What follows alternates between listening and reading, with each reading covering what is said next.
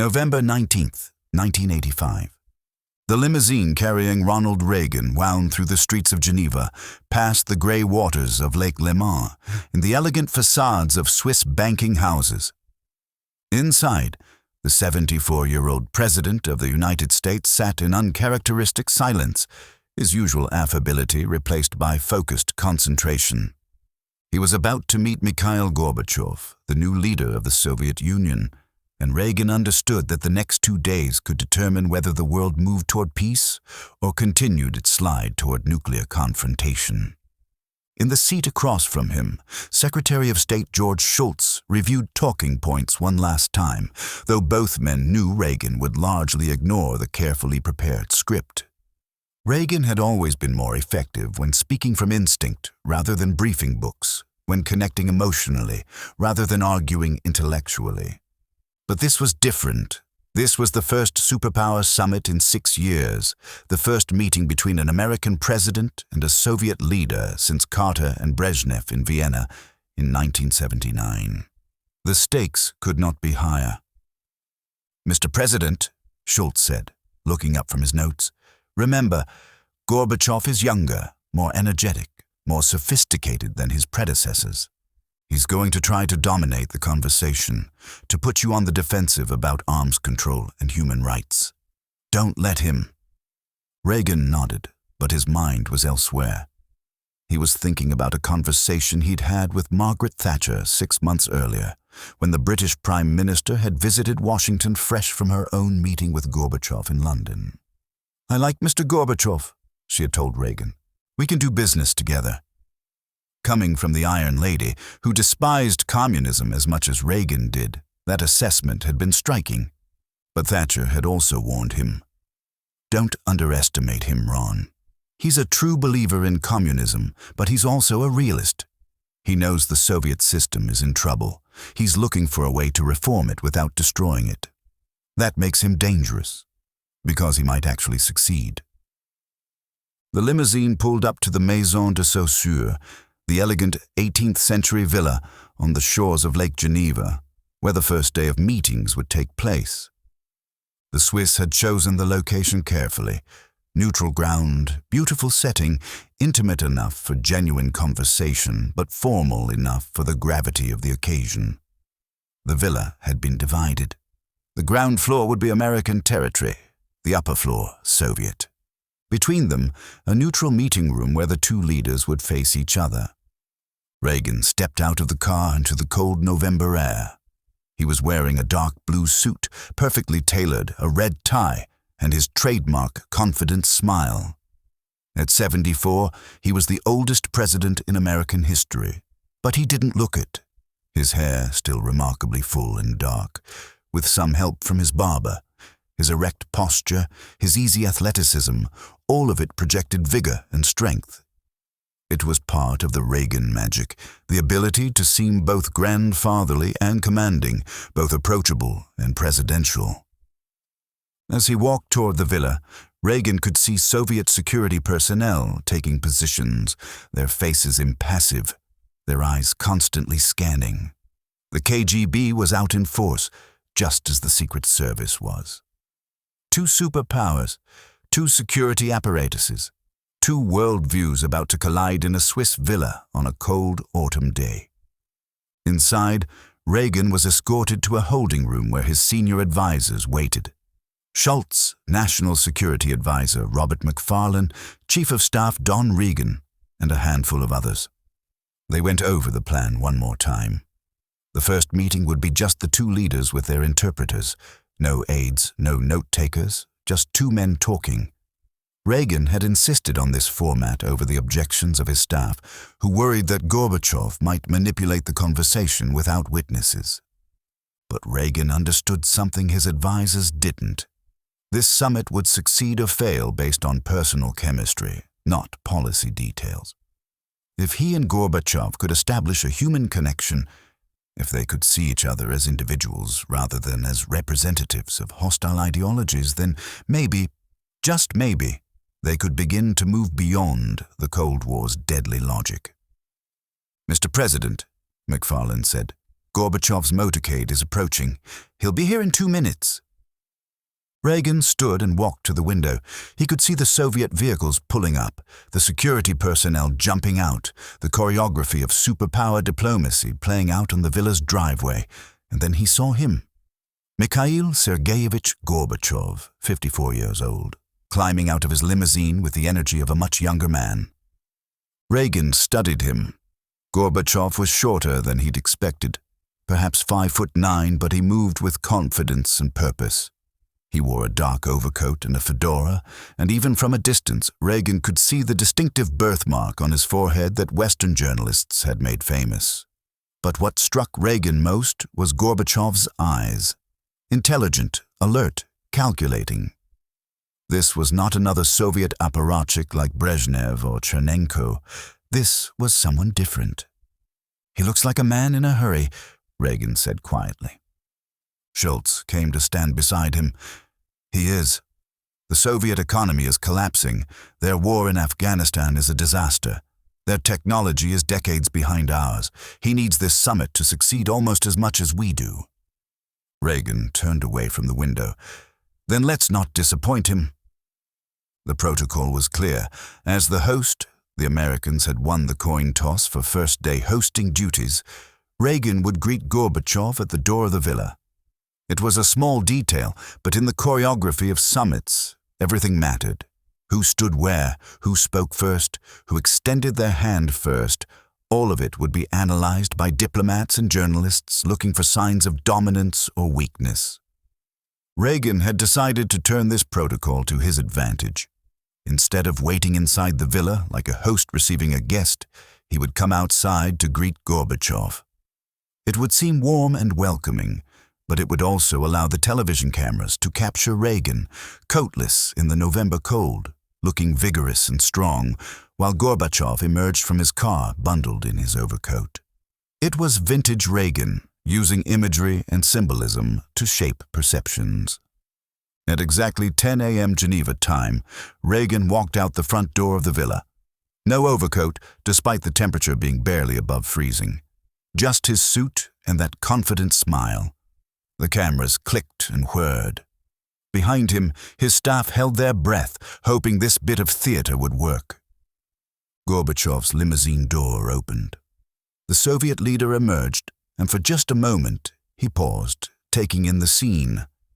Reagan standing there, coatless, hand extended, smiling like they were old friends meeting for lunch rather than adversaries representing nuclear superpowers. Gorbachev's face registered surprise, then calculation, then, was that amusement? Reagan walked down the steps toward Gorbachev, his hand still extended. "Mr. General Secretary," he said in English, which the interpreter immediately translated into Russian, "welcome to Geneva. I'm glad we could finally meet." Gorbachev took Reagan's hand, and the handshake lasted several seconds. Long enough for the photographers to get their shots, long enough for both men to take each other's measure. Gorbachev's grip was firm, his eyes never leaving Reagan's face. "Mr. President," Gorbachev replied in Russian, "thank you for the invitation. I hope we can use these days to begin a new dialogue between our countries."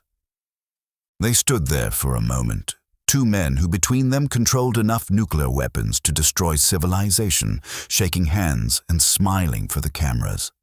Then Reagan, with a gesture that would become iconic, put his hand on Gorbachev's elbow and gently guided him toward the villa, leaning in as if sharing a confidence. "You know," Reagan said, his voice low enough that only Gorbachev and the interpreters could hear, "our people expect us to solve all the world's problems in the next 2 days. I don't know about you, but I think that might be a bit ambitious." Gorbachev's interpreter translated, and for the first time Gorbachev smiled, a genuine smile, not the forced diplomatic expression. "Mr. President," he replied, "in the Soviet Union, we are used to ambitious 5-year plans that never work out as expected. Perhaps we should set more modest goals." Reagan laughed, a warm, genuine laugh that crinkled the corners of his eyes. And just like that, the ice was broken. They walked into the villa together, past the phalanx of security and staff, into the elegant meeting room that had been prepared. It was smaller than either man expected. Perhaps 20 feet square, with a fireplace, 2 armchairs positioned at angles, a small table between them. The Swiss had set out coffee and tea, but nothing else. This was meant to be intimate, personal. Reagan gestured to one of the chairs. "Please sit." Gorbachev removed his overcoat, revealing a well-cut grey suit. He sat, and Reagan took the opposite chair. Between them sat only the 2 interpreters, Pavel Palachchenko for Gorbachev, a skilled linguist who would later write a memoir of these years, and an American interpreter whose name would be lost to history, but whose skill was essential. For a moment, they simply looked at each other. Reagan, the former actor and governor who had ridden a conservative wave to the presidency with promises to restore American strength. Gorbachev, the agricultural specialist and party reformer who had risen through Soviet ranks with promises to modernize the sclerotic system. 2 men from utterly different worlds, shaped by different ideologies, representing different visions of how human society should be organized. Reagan spoke first. "Mr. General Secretary, I want to be direct with you. I know our countries have been adversaries for a long time. I know there's a lot of distrust on both sides, but I truly believe, that we can change that. Not because we're going to agree on everything. We're not. You're a communist, and I'm a capitalist, and neither of us is going to convert the other." He leaned forward slightly. "But here's what I think we can agree on. Neither of us wants a nuclear war. Neither of us wants our children to grow up in fear of annihilation. And neither of us should want to spend hundreds of billions of dollars on weapons when our people need so many other things." Gorbachev listened intently, his eyes never leaving Reagan's face.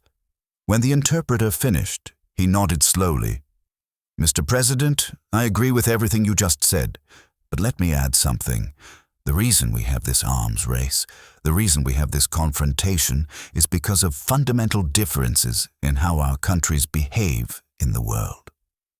His voice was firm, but not hostile. "The Soviet Union does not threaten the United States. We do not have military bases surrounding your country. We do not interfere in your hemisphere, well, except for Cuba, and that was only after you tried to overthrow their government. But America has bases all over the world, including right on our borders. America has nuclear weapons pointed at Soviet cities. America supports counter-revolutionary movements designed to overthrow socialist governments." Reagan held up his hand. "Now wait a minute. We can go back and forth about who started what, and we'll be here for 2 days arguing about history. But let me tell you how we see it in America. We see the Soviet Union as an expansionist power. You took over Eastern Europe after World War II. You invaded Afghanistan. You support revolutionary movements that destabilize friendly governments. You have the largest military in the world, and most of it is pointed at Western Europe." Gorbachev's jaw tightened. "Eastern Europe was liberated by Soviet blood, Mr. President. 20 million Soviet citizens died defeating fascism. We have a right to security on our borders. As for Afghanistan, we were invited in by the legitimate government to help defend against terrorists supported by—" "By us, I know," Reagan interrupted. "And you think you were invited in, and we think you invaded. See? We can argue about this forever, or we can acknowledge that we see the world differently and try to find some common ground anyway." There was a moment of tension, both men staring at each other, and the interpreters wondering if the summit was about to collapse before it had really begun. Then Reagan did something unexpected. He smiled, that famous Reagan smile that had disarmed opponents throughout his political career. "You know what, Mikhail? May I call you Mikhail?" Gorbachev, surprised by the sudden shift in tone, nodded. "Of course, and I will call you Ronald." "Even better. Call me Ron. All my friends do." Reagan leaned back in his chair, his posture relaxing.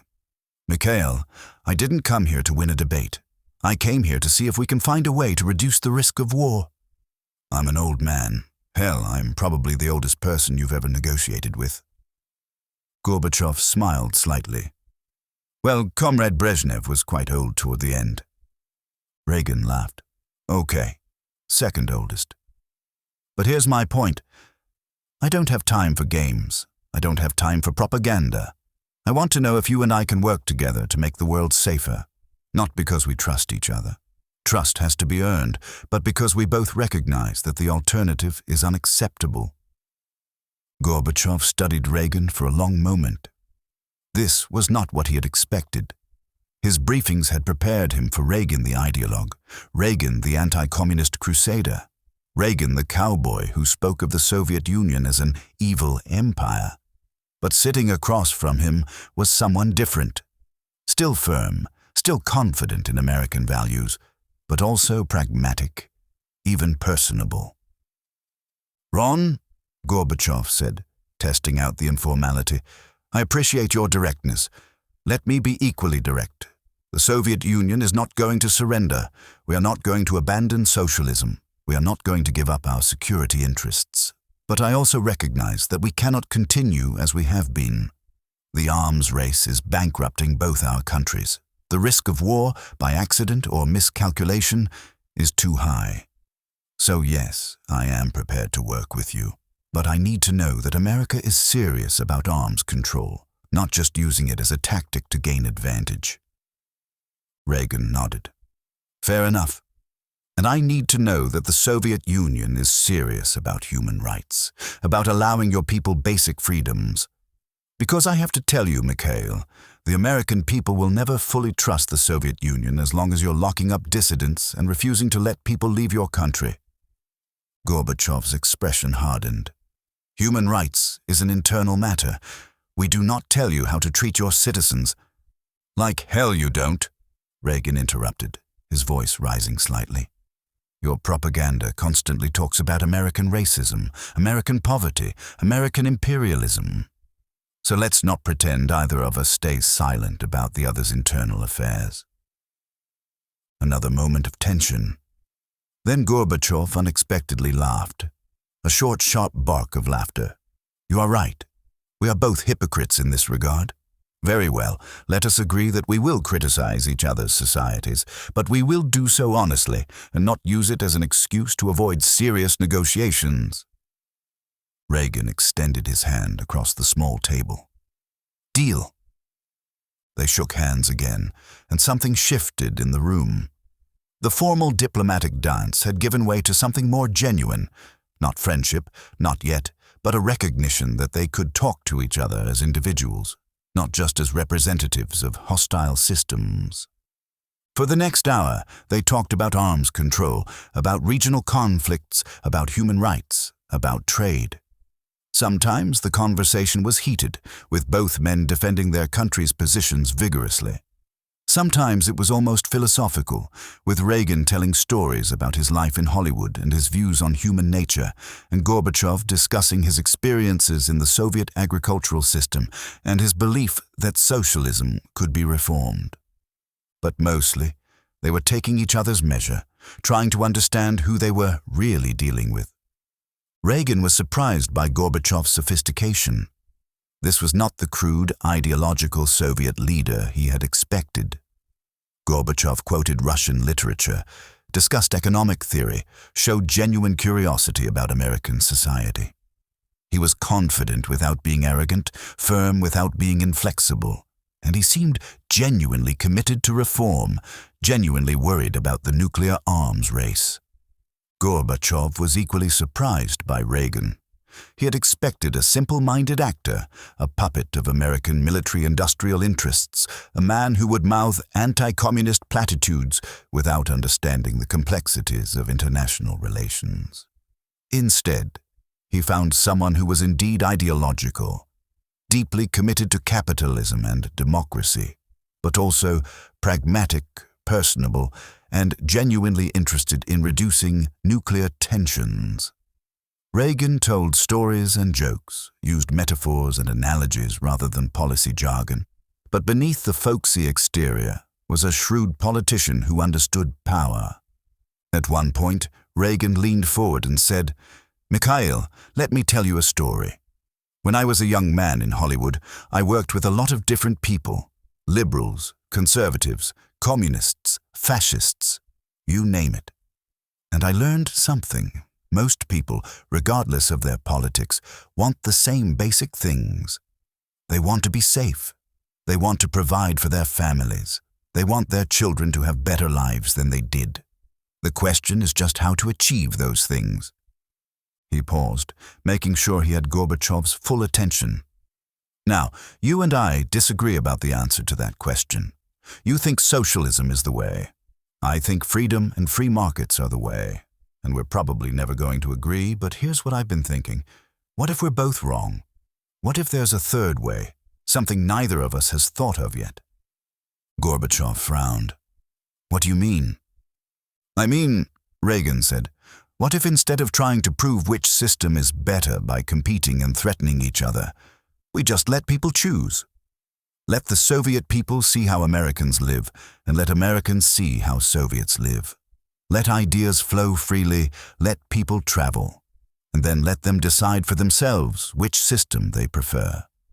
It was a radical suggestion, and Gorbachev knew it. Because if Soviet citizens were truly free to see Western prosperity, to travel to the West, to hear uncensored information, the Soviet system would collapse. It could not compete in a free marketplace of ideas. Ron, Gorbachev said carefully, what you are describing is not competition. It is ideological warfare. You know as well as I do that the West has enormous advantages in propaganda, in media, in consumer goods. Opening our society completely would be suicide for socialism. Reagan smiled. Then maybe socialism isn't as strong as you think it is. Gorbachev's eyes flashed. Or maybe capitalism corrupts people, makes them greedy and selfish, and we have a responsibility to protect our citizens from that corruption. They stared at each other, the fundamental divide between them suddenly visible, and yet somehow the tension was not hostile. It was almost respectful. They disagreed profoundly, but they were engaging honestly, not just reciting talking points. Reagan glanced at his watch and then looked toward the window. You know what? We've been talking for over an hour, and I'm getting a little stiff. What do you say we take a walk? Gorbachev looked surprised. A walk? Yeah, just you and me and the interpreters. There's a boathouse down by the lake. I had our people put a fire in the fireplace. We could continue talking there, get away from all the staff and security for a bit. This was not in the schedule.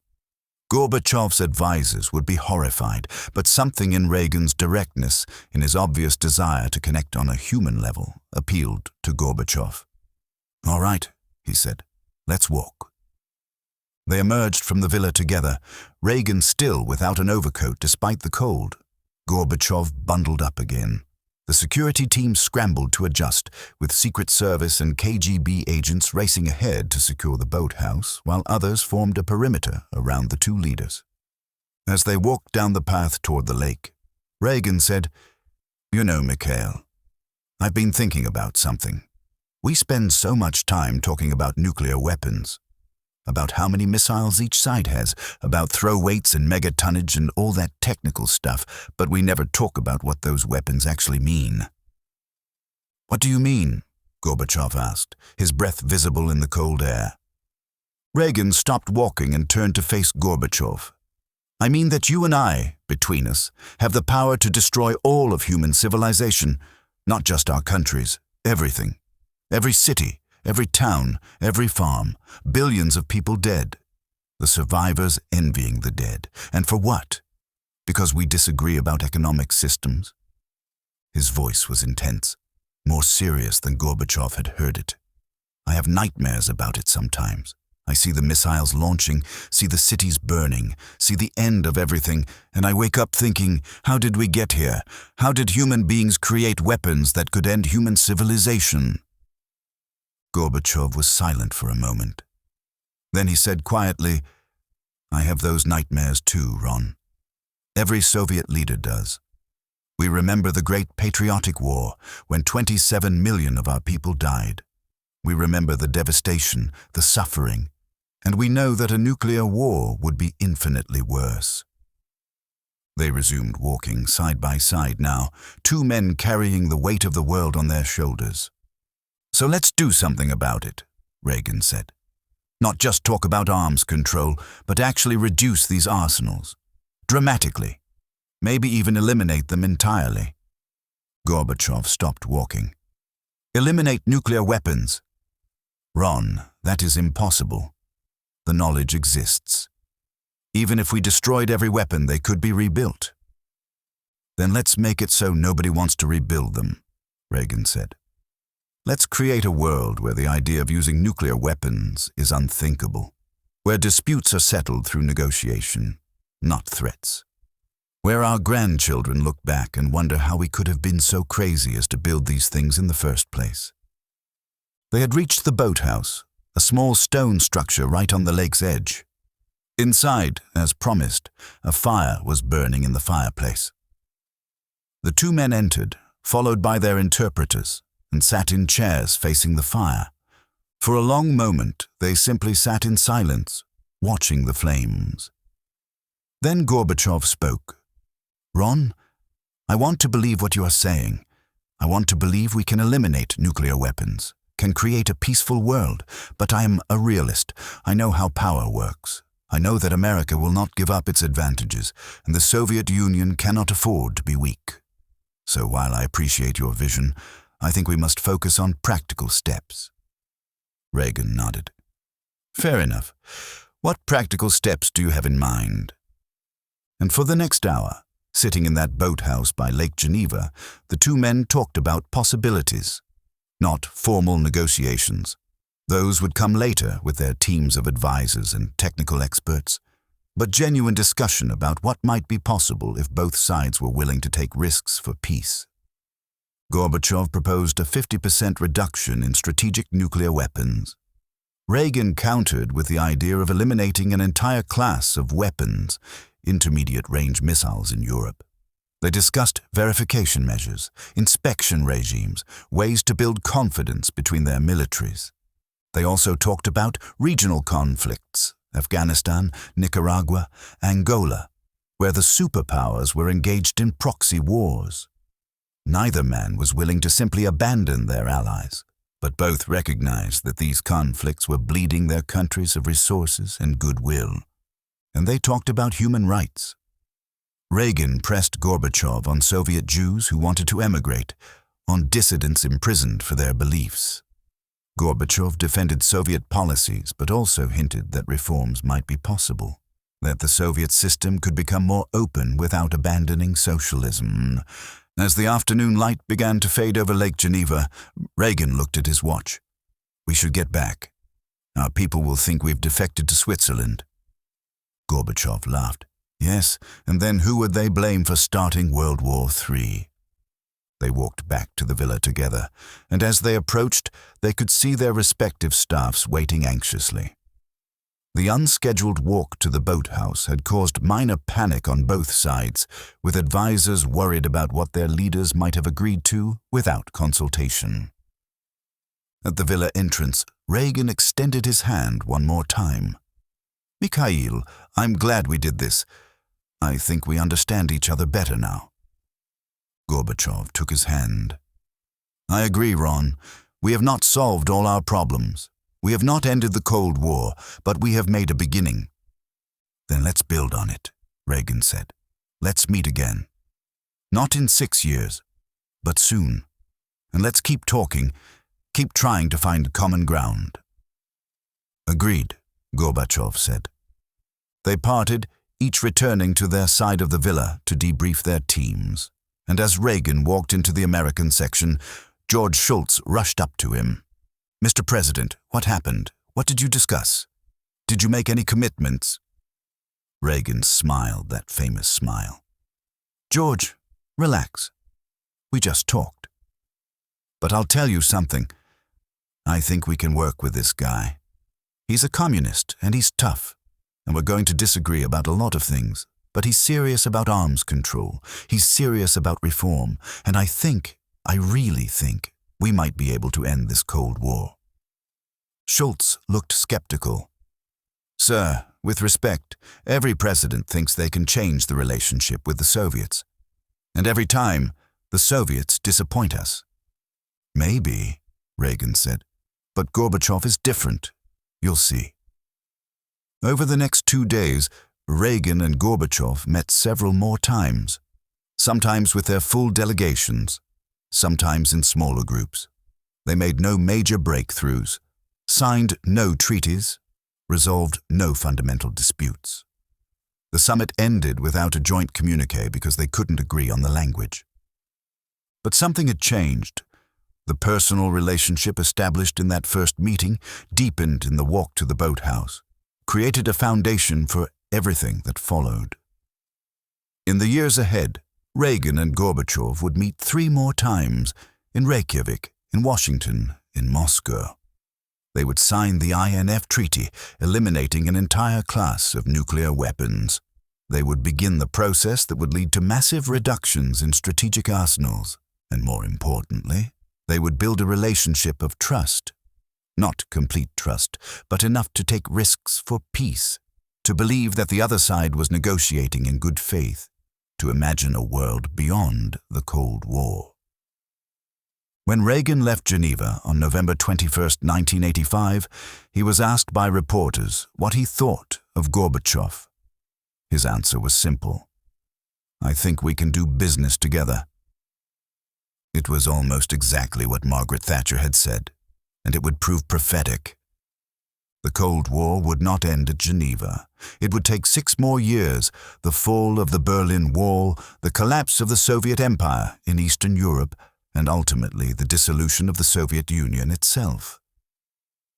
But the process began in that villa on Lake Geneva, when 2 men from different worlds discovered they could talk to each other as human beings, could find common ground despite profound differences, could imagine a future beyond nuclear confrontation. What Reagan said when he first met Gorbachev at Geneva was not captured in any formal record of that first private meeting, but those who knew Reagan said he spoke from the heart, with his characteristic optimism and his genuine belief that individuals could change history. He offered partnership instead of confrontation, challenged Gorbachev to think beyond ideology, and planted the seeds of a relationship that would help end the Cold War. And Gorbachev, for his part, responded not with Soviet talking points, but with his own vision of reform and openness. He recognized in Reagan a serious leader, not just an anti-communist ideologue, and he saw an opportunity to transform the Soviet-American relationship in ways that might save his country from economic collapse and international isolation. Neither man knew, sitting in that boathouse by Lake Geneva, that they were beginning a partnership that would change the world.